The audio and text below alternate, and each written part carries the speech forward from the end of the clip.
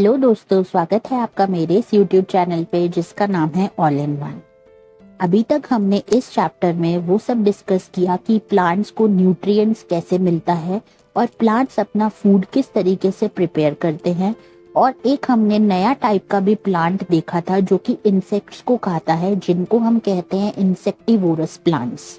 तो आप मेरी इससे पहले वाले वीडियो को जाकर प्रॉपर देख सकते हैं, देन उसके बाद इस वीडियो में आकर आप आगे का पार्ट इस चैप्टर का समझें। तो आज हम यहाँ पे सेप्रोट्रॉफ्स को समझेंगे। सेप्रोट्रॉफ्स क्या होता है, आप इस वीडियो के एंड तक मेरे साथ जरूर बने रहिएगा। आज इस चैप्टर को हम आपको पूरा क्लियर कर देंगे। आपने देखा होगा कि मशरूम के पैकेट्स मिलते हैं वेजिटेबल मार्केट में, ठीक है। और आपने ऐसा भी देखा होगा कि जो मशरूम होता है वो एक अम्ब्रेला लाइक पैचेस की तरह होता है जो कि गीली मिट्टी में उगता है, ठीक है, रेनी सीजन के दौरान। अब आपको ये फाइंड आउट करना है कि भाई किस टाइप का न्यूट्रिएंट उनको चाहिए होता है सरवाइव करने के लिए, और वो न्यूट्रिएंट उनको कहाँ से मिलता है। आपने मशरूम्स देखे ही होंगे, इसकी सब्जी बनती है।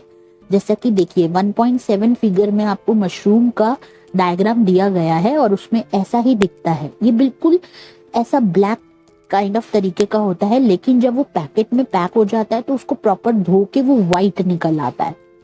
क्लियर है? इसलिए कहा जाता है, क्योंकि ये गीली मिट्टी में उगता है, इसलिए कहा जाता है कि इसको बहुत अच्छे से हमें वॉश करना पड़ता है। अगर हम इसको नहीं करेंगे तो बैक्टीरिया जो है उसकी वजह से हमारे अंदर जा सकते हैं। तो यहाँ पर कुछ एक्टिविटी आपको फिर से दी गई है 1.2। यहाँ पर ये कहा गया है कि आप एक ब्रेड का पीस लें और उसको वाटर में भिगो दें और उस मॉइस्ट वार्म प्लेस पे उसको छोड़ दें 2 से 3 दिन के लिए, या फिर जब तक ब्रेड पे फ्लफी पैचेस ना दिखने लगे। तो आपको ये पहचानना है या आपको ये जानना है कि इनका कलर क्या होगा इन पैचेस का।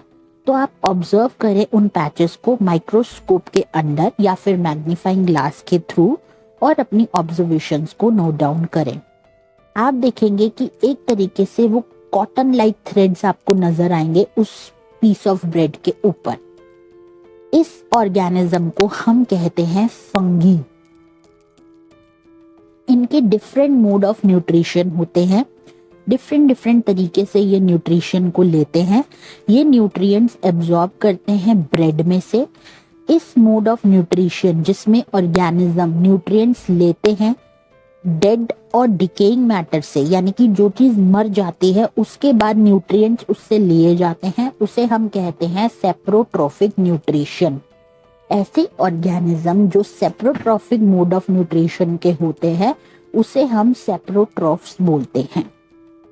अब जो ये फंगी है ये भी ग्रो करता है पिकल्स पे। आपने देखा होगा अचार पे कई बार रुई सी आने लगती है एकदम, जिसे कहते हैं ना, हम बोलते हैं, हमारी मदर्स भी बोलती हैं कि भाई फूई लग गई। तो इस तरीके का ये पिकल्स पे आ जाती है, लेदर पे लग जाती है, कपड़ों पे लग जाती है, और भी बहुत सारी चीजें होती हैं जो कि हॉट वेदर में या फिर ह्यूमिड वेदर में अगर हम किसी चीज को लंबे समय के लिए छोड़ दें तो उसमें ऐसा हो जाता है। ज्यादा गर्मी हो जाए तो उस केस में जो है वो फंगस लग जाती है। अब रेनी सीजन के दौरान तो ये बहुत सारी चीजों को स्पॉइल भी कर देती है। ऐसे आप अपने पेरेंट्स से भी पूछ सकते हैं कि फंगस कहाँ कहाँ हमारे घर में लगती है, ठीक है ना। तो फंगल स्पोर्स जो है वो जनरली कहाँ होते हैं, ये कैसे लग जाते हैं, ये ना हमारे एयर में प्रेजेंट है। जब वो वेट चीजों पे, मतलब गीली चीजों पे या वार्म थिंग्स पे लगते हैं तो वो एक बार जैसे ही लगने शुरू होते हैं तो वहां से वो ग्रो करने लगते हैं। अब आप ये सोच सकते हैं कि किस तरीके से हम अपनी चीजों को बचा कर रखें कि ये फंगस जो है हमारी चीजों को खराब ना कर दे।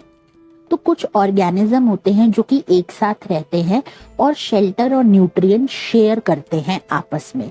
इस रिलेशनशिप को हम सिम्बायोसिस कहते हैं। जैसे कि फॉर एग्जाम्पल कुछ फंगी होती है जो कि प्लांट्स के रूट्स में होती है। प्लांट्स प्रोवाइड करते हैं न्यूट्रिएंट्स उस फंगस को और उसके बदले में फंगस उनको वाटर देती है और कुछ न्यूट्रिएंट्स देती है। ऑर्गेनिज्म जैसे कि लिकेंस ये क्या होते हैं, ये क्लोरोफिल कंटेनिंग पार्टनर होते हैं, जैसे कि एल्गा और फंगस, ये आपस में एक साथ रहते हैं। फंगस जो है वो शेल्टर प्रोवाइड करती है, वाटर प्रोवाइड करता है और मिनरल्स प्रोवाइड करता है एल्गा को, और एल्गा उसके बदले में फूड प्रिपेयर करता है और प्रोवाइड करता है फंगस को। तो ये रिलेशनशिप जो है साथ में रहने का और शेयर करने का, इसको अभी मैंने आपको बताया कि सिम्बायोसिस कहते हैं। ठीक है ना, क्लियर है? नाउ अब आता है how nutrients are replenished in the soil. किस तरीके से न्यूट्रिएंट्स जो हैं वो कभी कभी खत्म भी तो होते होंगे। तो आपने देखा होगा कि फार्मर्स जो हैं वो फर्टिलाइजर्स में, फील्ड्स में कुछ ऐसी चीजें स्प्रेड कर रहे होते हैं, गार्डनर्स, जैसे कि लॉन्स में, पॉट्स में। तो ऐसा क्यों करा जाता है? कुछ फर्टिलाइजर्स डाल रहे होते हैं, तो ऐसा क्यों करा जाता है? तो अभी आपने पढ़ा कि प्लांट्स जो है वो मिनरल्स और न्यूट्रिएंट्स कहाँ से लेते हैं? सॉइल से लेते हैं। तो उनका जो अमाउंट है सॉइल का, जैसे जैसे वो सॉइल से न्यूट्रिएंट्स लेते जाते हैं तो उनकी जो क्वांटिटी है न्यूट्रिएंट की वो सॉइल में कम होती चली जाती है। तो फर्टिलाइजर्स और जो मेन्योर्स हैं उसमें न्यूट्रिएंट्स प्रेजेंट होते हैं, जैसे कि नाइट्रोजन, पोटेशियम, फास्फोरस एक्सेट्रा। ये न्यूट्रिएंट्स को हमें बार बार ऐड करते रहना पड़ता है टाइम टू टाइम, जिससे कि सॉइल में ये बने रहें और प्लांट्स इनसे अपने न्यूट्रिएंट्स यानी कि कंपोनेंट्स को लेते रहें और जिंदा रहें। हम ऐसे प्लांट्स को ग्रो भी कर सकते हैं और इस वजह से हम उनको हेल्दी भी रख सकते हैं, अगर हम उनकी न्यूट्रिएंट की रिक्वायरमेंट को टाइमली पूरा कर सकें। यूजुअली क्या होता है कि क्रॉप प्लांट्स जो होते हैं वो ज्यादा नाइट्रोजन खाते हैं और जो सॉइल है उससे खराब हो जाती है ज्यादा नाइट्रोजन उसको डालने में। ठीक है, तो आपने पढ़ा है कि हालांकि नाइट्रोजन गैस जो है वो तो हवा में यानी कि एयर में प्रेजेंट है, प्लांट्स उसको डायरेक्टली यूज नहीं कर सकते, वो सिर्फ कार्बन डाइऑक्साइड को ही यूज कर सकते हैं, उनको नाइट्रोजन की जरूरत होती है। तो बैक्टीरियम, ऐसा बैक्टीरियम होता है जिसे हम बोलते हैं रिजोबियम, वो क्या करता है, वो ले सकता है एटमॉस्फेरिक नाइट्रोजन को और फिर उसके बाद उसको कन्वर्ट कर देता है यूजेबल फॉर्म में। बट जो ये रिजोबियम है ये खुद का फूड नहीं बना सकता।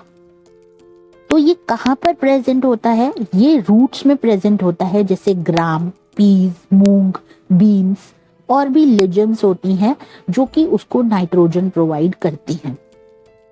उसके बदले में प्लांट्स जो है फूड प्रोवाइड करता है और शेल्टर देता है इन बैक्टीरियाज को। ठीक है, तो यहाँ पर भी एक सिम्बायोटिक रिलेशनशिप जनरेट हो गया। इस एसोसिएशन का सबसे ज्यादा इंपॉर्टेंस है फार्मर्स के लिए, क्योंकि वो रिड्यूस कर सकते हैं नाइट्रोजेनियस फर्टिलाइजर का, जहां पर लेज्यूमिनियस प्लांट्स जो हैं वो ग्रो करते हों।